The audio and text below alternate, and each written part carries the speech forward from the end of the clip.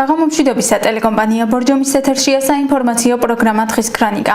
ახალ ამბებს ჩემს კოლეგებთან ერთად მე ნინო ვარდაპეტიანი გაგაცნობთ. ჯერჯერობით უცნობია როდის და ვის მიერ მოხდება ხანძრისგან დაზიანებული ჩარხისწყლის აგრარული ბაზრის შენობის რეაბილიტაცია.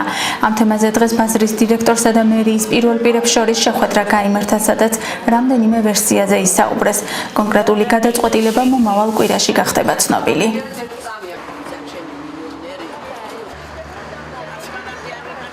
კერძო მოიჯარემ ჩვენ შემოგთავაზა სხვადასხვა ალტერნატივა თუ როგორ შეიძლება უმოკლეს დროში მოხდეს აგრარული ბაზრის გახსნა. განვიხილავთ ამ ვერსიებს და უკვე ორშაბათ დღეს გვეცოდინება კონკრეტულად თუ რა მიმართულებით გამოვვითარებთ ამ პროცესს. გამოვაჭრეების ცენტრში გადმოყვანა ხომ არ იგეგმება? არა, ამ ეტაპზე მხოლოდ განიხილება, რაც შეიძლება მალე მოხდეს აგრარული ბაზრის განახლება, გაკეთდეს სასწრაფოდ რემონტი და გაიხსნას ბაზარი, რომ შეძლოს იქ მოვაჭრეებმა მუშაობის გაგრძელება და ასევე ბორჯომელებმა რომ მივიდნენ და შეიძინონ მათთვის სასურველი პროდუქცია. ბორჯომხარაგაულის ეროვნულ პარკს ლევან თაბუნიძე აღარ ხელმძღვანელობს. დაცული ტერიტორიების სააგენტოს ინფორმაციით დირექტორის თანამდებობა თაბუნიძემ საკუთარი განცხადების საფუძველზე დატოვა. მის მოვალეობას ამჟამად დაცვის განყოფილების უფროსი ივანე კუპრაძე ასრულებს. შეგახსენებთ, ლევან თაბუნიძე ეროვნულ პარკში 14 წელი მუშაობდა, აქედან ბოლო 7 წლის განმავლობაში დირექტორის პოზიციაზე იყო. რატომ დატოვა ეროვნული პარკის დირექტორის თანამდებობა ლევან თაბუნიძემ ამ თემაზე მან კომენტარის გაკეთება არ ისურვა. საკუთარი განცხადების საფუძველზე წავიდა. სააგენტოს მხრიდან რამდენიმე შეთავაზება ჰქონდა, თუმცა არ მიიღო პატრონა ლევანმა შეთავაზება, მათ შორის ცენტრალურ ოფისში გადაყვანის შეთავაზება ჰქონდა. ბორჯომხარაგაულის ეროვნული პარკი ძალიან მნიშვნელოვანია სააგენტოსთვის. მოახლოეს დღეებში გამოცხადება ვაკანსია HR-ზე და იმედია აურჩევს ღირსეულ კანდიდატს და რომელიც გაუძღვება ამ საქმიანობას. დღეს მის მოვალეობას მისი დაცვის განყოფილების უფროსი ივანე კუპრაძე ასრულებს. მისასი რა იყო? ანუ საკუთარი სურვილით დაწერა განცხადება? კი, საკუთარი სურვილით. ეს უფრო ლევანს კითხავს. თვითონ არ უსაუბრია? კიდევ ვიძახი რა, სააგენტოს მხრიდან რამდენიმე შეთავაზება ჰქონდა და ეს კითხვა უფრო ლევანს. კონკურსი ზუსტად იმითო კონკურსი რომ შემოიტანენ კანდიდატები განაცხადებს, არის კომისია არსებობს, რომელიც შეარჩევს თავისი გამოცდილებით, თავისი საქმიანობით ბორჯომხარაგაულის პარკი ძალიან მნიშვნელოვანია ჩვენთვის როგორც ვიძახი და ამიტომ მაქსიმალურად ღირსეული კანდიდატი შეირჩევა კომისიის მიერ იქნება შერჩევა.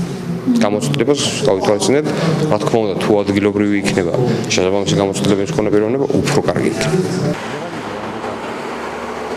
ბორჯომის მუნიციპალიტეტის დაბა წაღვერი, რომელიც ზაფხულობით ტურისტების ერთ-ერთი საყვარელი ადგილი იყო, დღეს მხოლოდ ჰაერით თუ მოხიბლავს დამსვენებლებს.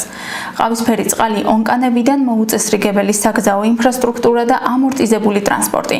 ეს იმ პრობლემების მცირე ჩამონათვალია, რაც დაბის მაცხოვრებლებს აწუხებთ. ტურისტული ზონა არსებული პრობლემებით ნახეთ ჩვენი ჟურნალისტის ნინო ჯიქურაშვილის სიუჟეტში. Всё, დამთავრდა ამით რეაბილიტაცია. წყალი არ მოდის, სად არის წყალი? აბა ეს წყალია.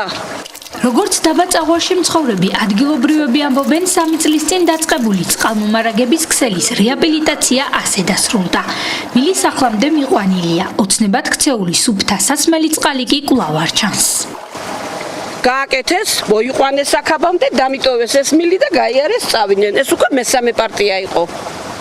რა გააკეთეს? ან და ამ წყალზე სოჩიკი გაძლებს და ამ ყინვაში სოჩიკი გაუძლებს. ჩვენ რაც დავინახეთ, ჩაყარეს მილები და ფაქტია, რომ წყალი არ მოდის. აგერ შეგვიძლია ავავსოთ და დაგანახოთ რა წყალია და რა წყალს ვიხმართ. ეგეც ტექნიკური წყალია. წვალობთ წყაროს წყლებს ვზიდავთ ოჯახში სუფთა დასალევად და საჭმლის დასამზადებლად. დაბა წაღვერის პრობლემები სამწუხაროდ მხოლოდ სასმელი წყლით არ სრულდება. საკმაოდ გრძელი ნუსხის საპატიო რიგით მეორე ადგილს მოუწესრიგებელი საგზაო ინფრასტრუქტურა იკავებს. გზაზე გადაადგილება როგორც ქვეითად მოსიარულეებისთვის, ასევე ავტომობილის მძღოლებისთვის შეუძლებელია, ამბობენ ადგილობრივები. სამარცხვინოები არიან. 2.5 კილომეტრზე 500 მეტროში 2 სამასვალი ხრეში დაყარეს და გაშალეს, გადააშავეს, თვითონ რაღაც გააკეთეს.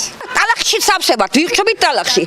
წვიმაში მანქანა ვერ გაივლის, მანქანა გაივლის კიდე მშრალი როა, მტვერი ბახჩობს, ბავშვი ვერ გამოგვიყანია ეზოში.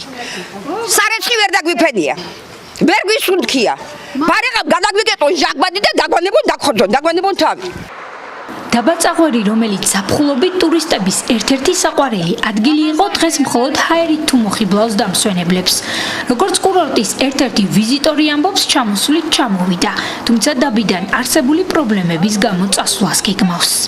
არ ქონდა წყალი დღეს 2 დღე არა გვაქვს შუქი მე პირდაპირ შემიძლია ვთქვა რომ გავრბივარ კი არ მივდივარ გავრბივარ იმიტომ რომ ფაქტიურად ეს ხალხი აქ ისე ცხოვრობს რომ პირველ ყოფილი თემური წყობილება გეგონება წყალი ყავისფერი მოდის შუქიც ასევე გვხრება ხოლმე რო გითხრათ ახლა რომ კომფორტული ადგილია არ არის ერთადერთი ეს ღმერთმა და ბუნებამ რაც აჩუქა ამ ხალხს ეს არის ჰაერი და თუ ხელი არავინ შეუწყოდა რაღაც ცოტა ხანში აქ დამსვენებელი აღარ ჩამოუვათ ახლა რა ვიცი შეიძლება ვიღაცისთვის ეს კარგიც არის წაღვაში მოძრავი მოძველებული ტრანსპორტი ადგილობრივების გულის ტკივილის კიდევ ერთი მიზეზია.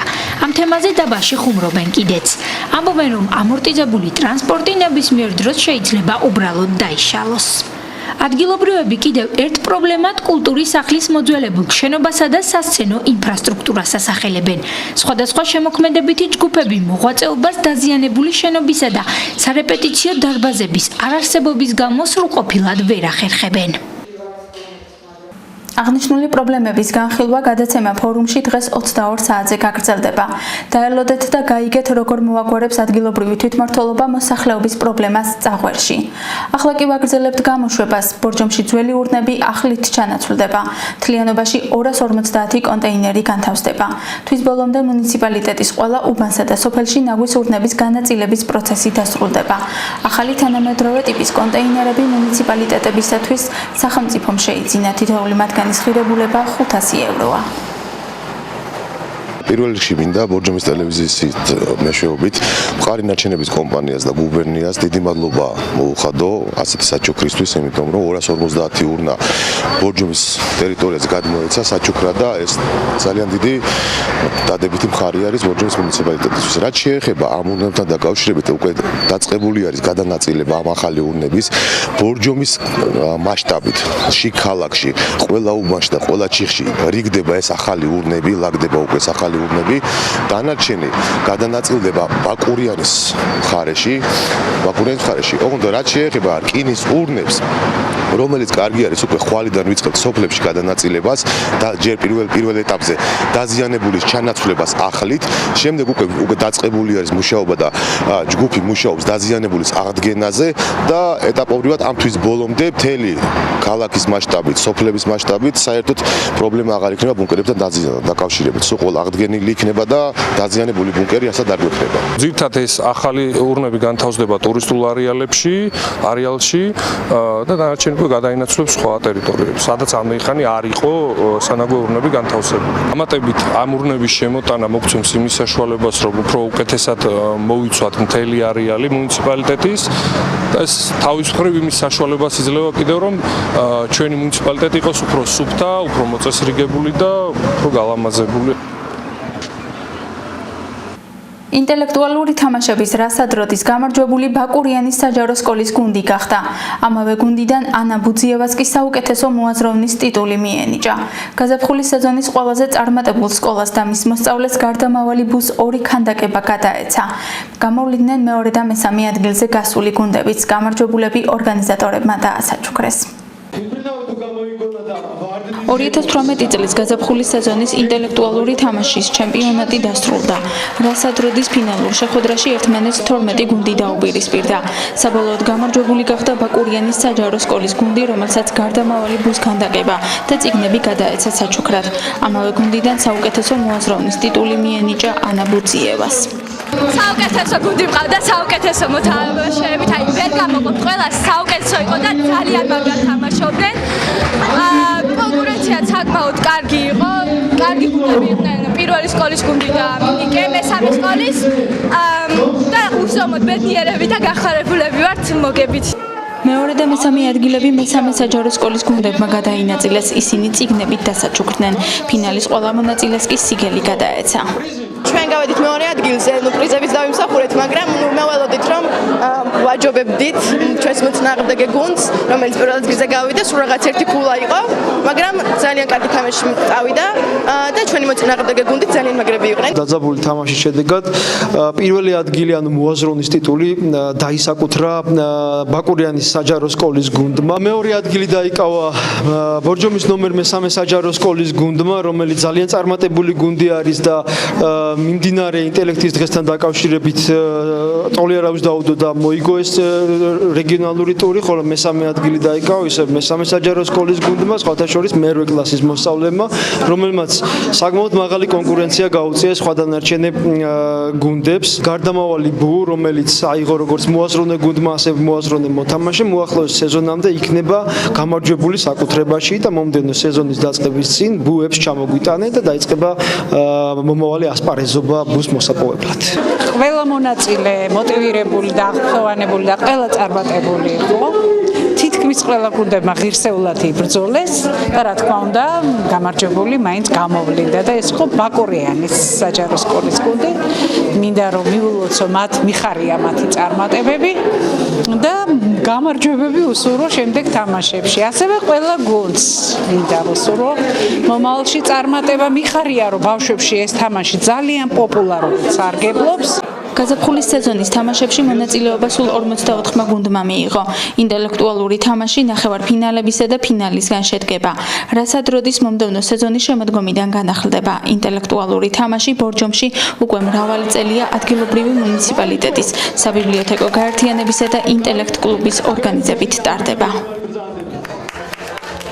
ბორჯომის მუნიციპალიტეტის სოფელ დვირის საჯარო სკოლის მოსწავლემ სატელევიზიო ინტელექტუალურ გადაცემაში გაიმარჯვა. 15 წლის მაია ხუციშვილმა 10-ვე შეკითხვას სწორად ისე უპასუხა, რომ არც ერთი დახმარება არ გამოიყენა და 2520 ლარი მოიგო. მოგებული თანხის შენახვა სწავლისთვის გეგმავს. ტელეკომპანია ბორჯომი მოგიყვებათ წარმატებული მოსწავლის ისტორიას. მაია ხუციშვილი დღის ქრონიკის ობიექტივში. ჩემთან ერთად ითამაშებს მაიკო ხუციშვილი. მოდი მაიკო. სატელევიზიო ინტელექტუალურმა შოუმ უფროსების შემდეგ პირველად ბავშვებს დაუთმო ეთერი. გადაცემის პირველი სტუმარიც დვირის საჯარო სკოლის მე-9 კლასის მოსწავლე მაია ხუციშვილი იყო. ის იყო პირველი მოთამაშე, რომელსაც 3 დახმარებიდან არც ერთი გამოუყენებია. 10-ვე შეკითხვას სწორად უპასუხა და სოლიდური თანხაც მოიგო. გამარჯვებას არ ველოდი. თუმცა ძალიან ბევრ რამეში გამიმართლა და ემოციებით შესაბამისად ჯერაც ვერ ვაცნობიერე. 2520 ლარი მოვიგე და ვაპირებ ეს თანხა სწავლისთვის შევინახო. ყოველ ჩემ თანატოლს ვურჩევ მიიღოს მონაწილეობა მსგავს აქტივობებში, ცადოს ყველაფერი აბსოლუტურად. ზოგჯერ ბევრი რამე არ გამოდის, თუმცა მაინც დანებებას დაჯობია. სატელევიზიო ინტელექტუალურ შოუში მონაწილეობა დის გადაწყვეტილებით მიიღო. ამ ყველაფერს კი იმიტომ დათანხმდა, რომ საკუთარი თავი გამოეცადა და გაერკვია, რამდენად არის იღბალი მის მხარეს. ამბობს, რომ ზოგიერთი კითხვა რთული შეხვდა, თუმცა ინტუიცია და ლოგიკა მის გამოცნობაში დაეხმარა. ბედნიერია, რომ ამ წარმატებით ოჯახის წევრების გახარება შეძლო. ძალიან დავიძაბე იქ, როდესაც ამდენი კამერა და ამდენი ადამიანი გიყურებს, თან რომ ანალიზებ, რომ მთელი საქართველოს თვალში მოხვდები.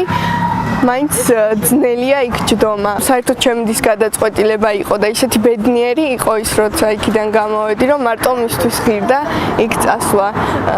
რაც შეეხება მშობლებს,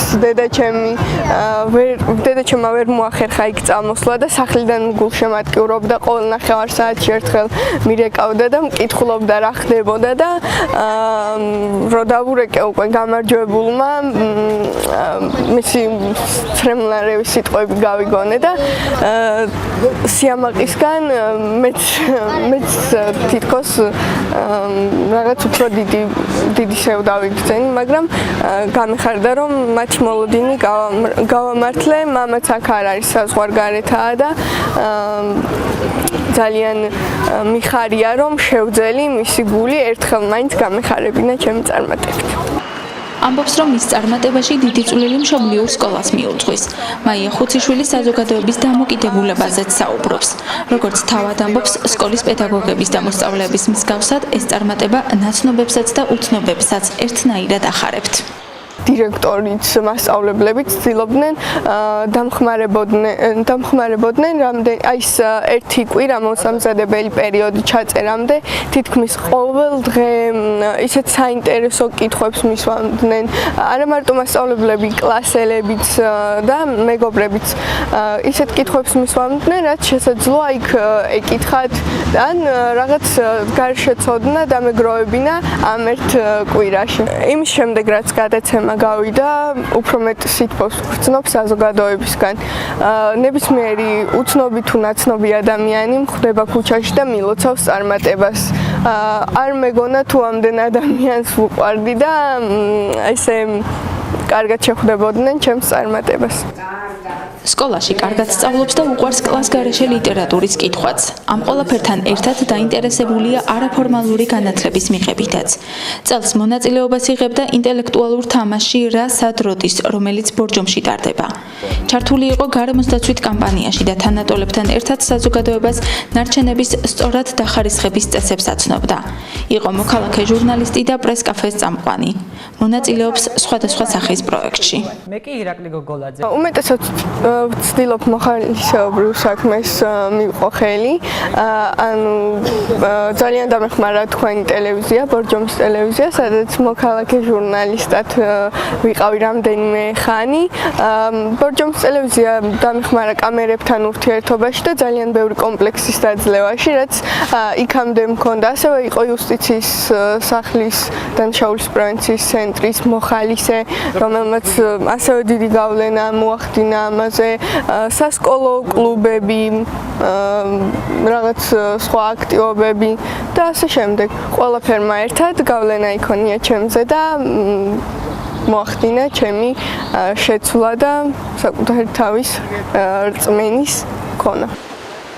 სკოლას 3 წელიწადში დაამთავრებს და სტუდენტობისთვის მოემზადება, თუმცა მანამდე სურვილი აქვს მონაწილეობა მიიღოს და გაიმარჯვოს ფლექსის მომავალ ლიდერთა გაცვლით პროგრამაში, რომლის საშუალებითაც ამერიკაში 1 წლით სწავლის შესაძლებლობა მიეცემა.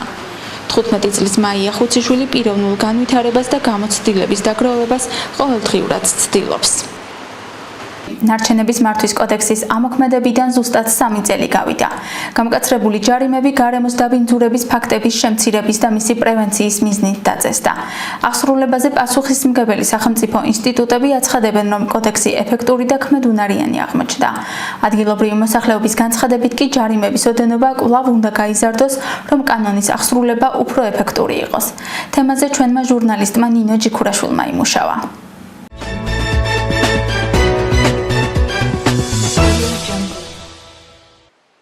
ილია მეტრეველი ქალაქის სისუფთავეზე დილის 7 საათიდან ზრუნავს.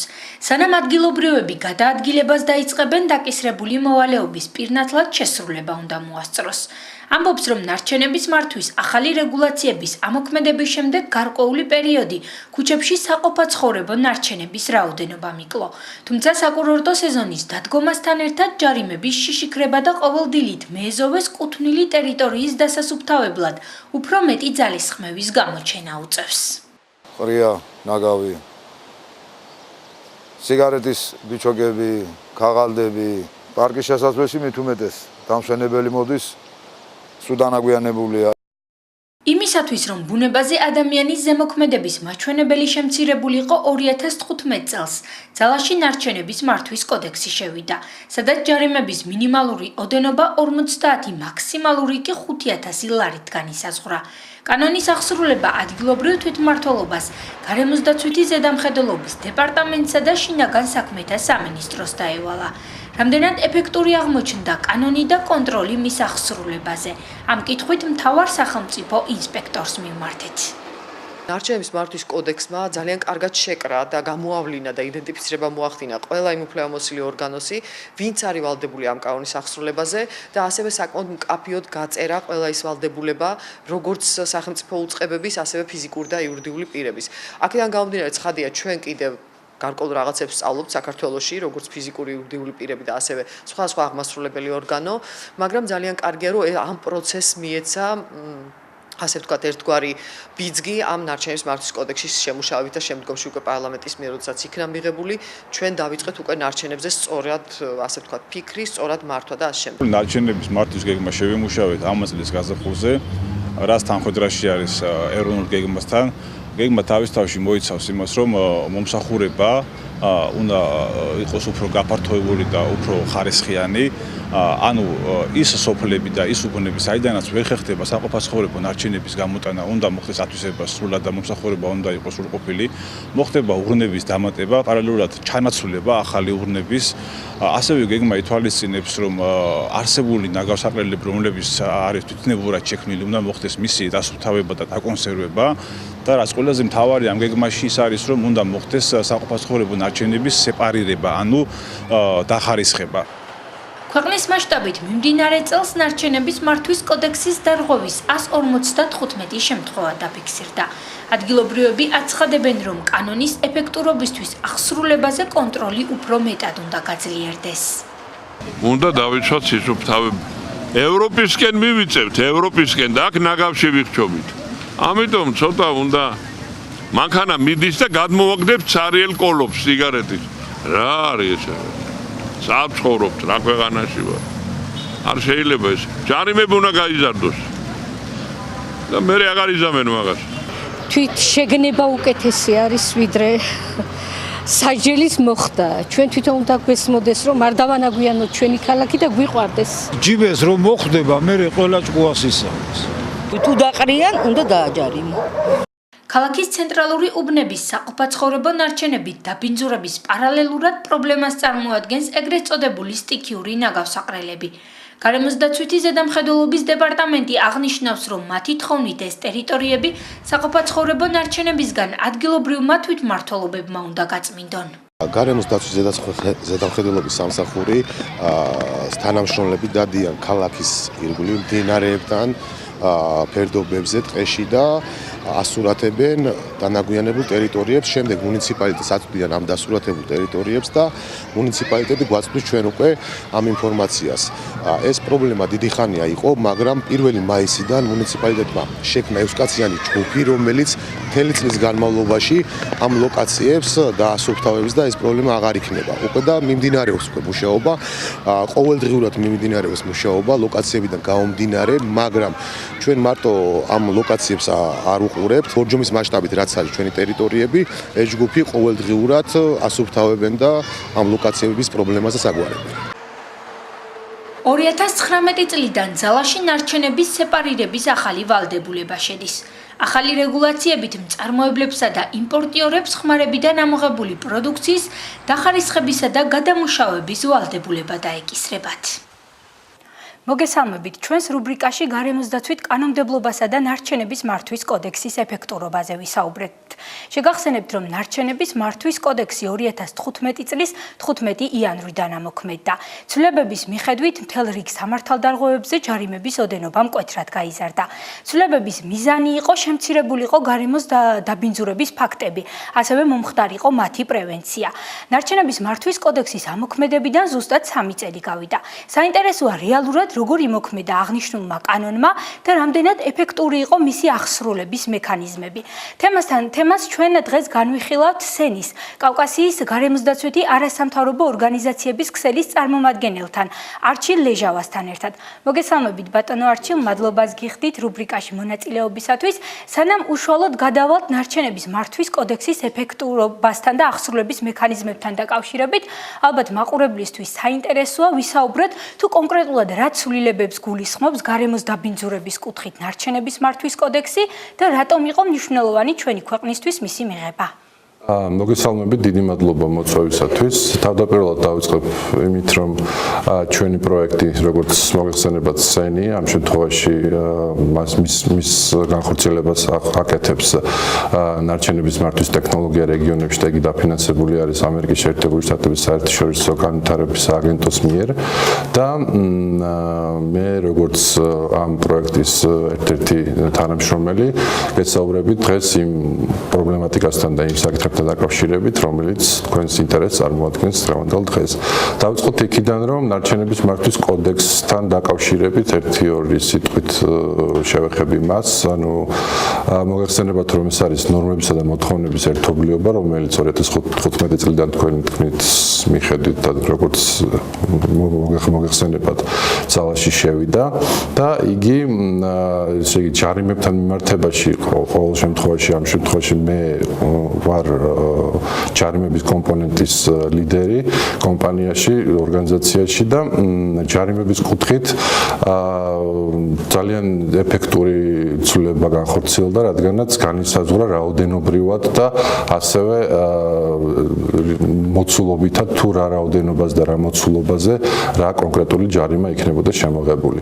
გამომდინარე აქედან დღევანდელ დღეს ჩვენ გვაქვს უკვე განსაზღვრული, ეს იქნება ვთქვათ ქუჩაში ჩვეულებრივ ნარჩენის დაგდებიდან დაწყებული, დამთავრებული ავტომობილიდან ნარჩენის გადაგდებით, მოცულობითად და რაოდენობრივად განისაზღვრა თუ რა ნარჩენის დაყრაზე რა ოდენობის ჯარიმა არის განკუთვნილი და ყოველივე ამან იქონია ძალიან დიდი ეფექტი გამომდინარე იქიდან, რომ თვითონ მართვის კოდექსის შემოღების შედეგად გარემოს დაბინძურებაზე ძალიან დადებითი ეფექტი იქონია, რადგანაც პრევენცია მოხდა მისი და გაცილებით უფრო ნაკლები არის ამ შემთხვევაში რაოდენობრივად გარემოს დაბინძურება ამ 3 წლის განმავლობაში. ბატონო არჩილო, როგორც ცნობილია, ნარჩენების მართვის კოდექსის აღსრულებას 3 სახელმწიფო ინსტიტუტი ახორციელებს.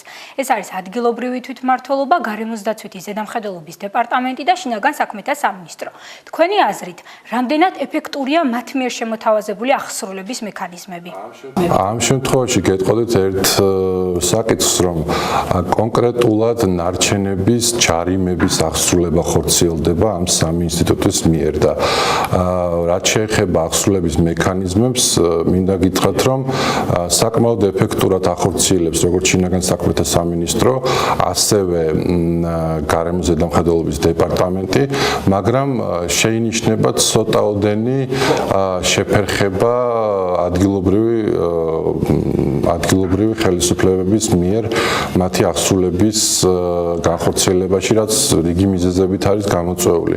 ეს შეიძლება იყოს, თქვათ, მატერიალურ-ტექნიკური ბაზა, რომელიც ესაჭიროება ადგილობრივ ხელისუფლებას იმისათვის, რომ აღასრულოს ამ ჯარიმების დაწესება, მათი ასე ვთქვათ, დასაბუთება, დაფაილება, ასე ვთქვათ და შემდგომ ამ საკითხების სასამართლოს გზით, ან თქვათ, ადგილზე დაჯარიმების მექანიზმის მეშვეობით ამოღება. გამომდინარე აქედან ამ 3 უწყებიდან ყველაზე ასე ვთქვათ, სუსტ რგოლს მაინც ადგილობრივი ხელისუფლებები წარმოადგენენ, მაგრამ ჩვენ, როგორც ჩვენი ორგანიზაცია, ძალიან დიდი დახმარებით და ხელს უწყობთ ადგილობრივ ხელისუფლებას კონკრეტულად ამ საკითხების შემუშავებაში. კერძოდ მინდა გითხრათ, რომ ჩვენ შევიმუშავეთ ცნობარი, რომელიც ჩვენს სამიზნე რეგიონებისთვის დაიბეჭდა და მათში არის განსაზღვრული კონკრეტულად თუ რა უფლება მოვალეობანი გააჩნიათ ადგილობრივ ხელისუფლებას ჯარიმების დაწესებასთან დაკავშირებით და ეს ცნობარები გავაცანით ადგილობრივ ხელისუფლების რელევანტურ წარმომადგენლებს, რომლებიც ადგილზე დავატრეინინგეთ და ჩაუტანეთ ამ დაბეჭდილი ცნობარების ასლები.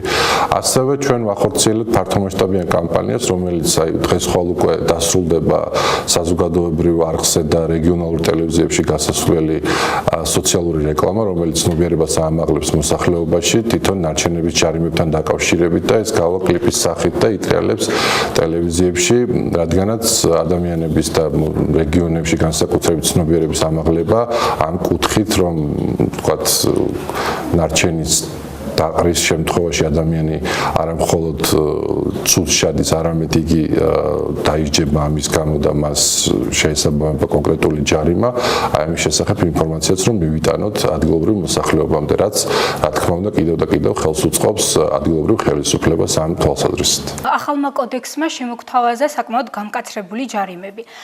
თქვენი დაკვირვებით შემცირდა თუ არა გარემოს დაბინძურების ფაქტები, თუნდაც რიგითი მოქალაქეების მხრიდან? ტენდენცია იქითკენ მიდის, რომ რეალურად შემცირებული არის ნარჩენებით დაბინძურება და მე კონკრეტულად შემიძლია ამ შემთხვევაში ჩვენს მიზნობრივ რეგიონებზე ვისაუბრო, ამ შემთხვევაში თბილისის მასშტაბით მინდა ხაზი გაუსვა იმ პროგრესს, რაც განხორციელდა, კერძოდ კი მობილური ჯგუფები შეიქმნა, რომლებიც მონიტორინგს ახორციელებენ ყოველდღიურად დაბინძურებასთან დაკავშირებით და თუ თქვა 2015 წლისთვის დაახლოებით სადღაც 30,000-მდე იყო დაჯარიმებული თანხის ოდენობა ამოღებული, დღევანდელთან შედარებით დაახლოებით სადღაც 300,000-მდე გაიზარდა. ანუ თანხობრივად ეს კი გაიზარდა და პლუს ამას ეფექტიც მოყვა, რომ თქვენ შეგიძლიათ ნახოთ კიდეც, რომ გაცილებით ნაკლები არის დაბინძურებული ტერიტორიების არსებობა, მაგრამ ეს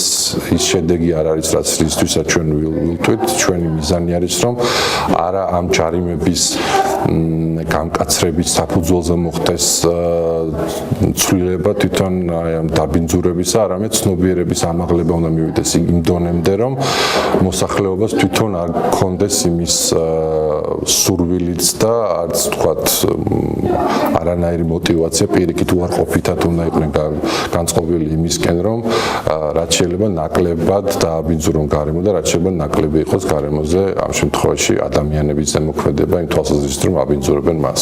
ბატონო არჩილ, ევროკავშირთან ასოცირების შეთანხმება საქართველოს მთელ რიგ ვალდებულებებს აკისრებს, მათ შორის გარემოს დაცვით საკითხებში.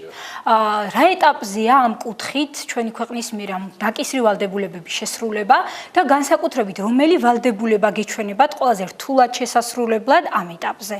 მე ვიტყოდი, რომ ევროპასთან ასოცირების ხელშეკრულების მიხედვით ყველა ის ქმედებები და ყველა ის ცვლილებები, რაც განხორციელდა, დღევანდელი დღისთვის ჩავარდნა როგორც ასეთი არც ერთში არ არის, არც ერთ ამ ნაკისრ ვალდებულებაში.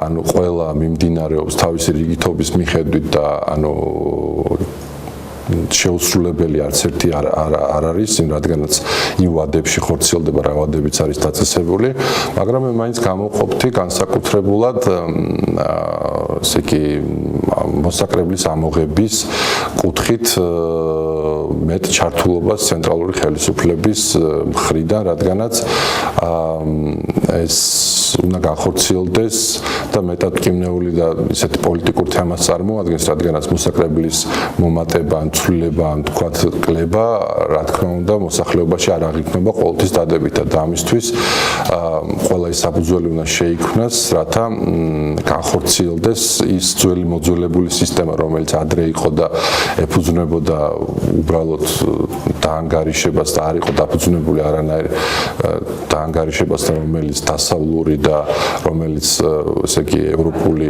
აკრედიტირებული და მსოფლიოში მიღებული მეთოდოლოგიის მიხედვით ხორციელდება და რომელიც ჩვენ შევიმუშავეთ ასევე და რომლის განხორციელებასაც და გაცნობასაც ვაწარმოებთ ჩვენს მიზნობრივ რეგიონებთან, საჭირო არის მთავრობის ცენტრალური ხელისუფლებიდან უფრო მეტად ლობირება, ასე ვთქვათ, რადგანაც ადგილობრივმა ხელისუფლებებმა შეძლონ და უფრო გაეხსნათ ხელფეხი, რადგან ეს გადაწყვეტილება, ეს პოლიტიკური გადაწყვეტილება უფრო მარტივად და უფრო შეუფერხებლად განახორციელდა მიიღო. თქვენი აზრით, უფრო მეტად ეფექტური აღსრულებისთვის, თუნდაც ნარჩენების მართვის კოდექსის ან ზოგადად გარემოს დაცვითი კანონმდებლობის, საჭიროა თუ არა ცვლილებების ახალი ტალღა? ნორმატივების გამკაცრებაზე უფრო იქნება მეტად აქცენტირება და ადგილობრივი ხელისუფლებების მიერ უფრო მეტი ჩართულობა და ადმინისტრაციული რესურსის უფრო მეტად ასე ვთქვათ დატრენინგებაზე და მათი ესე იგი მათ მიერ შესრულებული ვალდებულების უფრო ეფექტიან გამოყენებაზე გავაკეთებდი ამ შემთხვევაში აქცენტირებას. დიდი მადლობა. დღეს ჩვენ გარემოსდაცვით კანონმდებლობასა და ნარჩენების მართვის კოდექსის ეფექტურობაზე ვსაუბრობდით. შეგახსენებთ, რომ ჩვენი რუბრიკის სტუმარი იყო სენის კავკასიის გარემოსდაცვითი არასამთავრობო ორგანიზაციების ქსელის წარმომადგენელი არჩილ ლეჟავა. მადლობთ ყურადღებისთვის, ნახვამდის.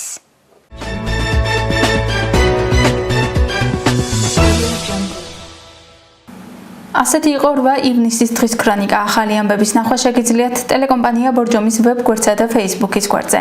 გმადლობთ ყურადღებისთვის. მე მომავალ შეხვედრამდე გემშვიდობებით, ნახვამდის.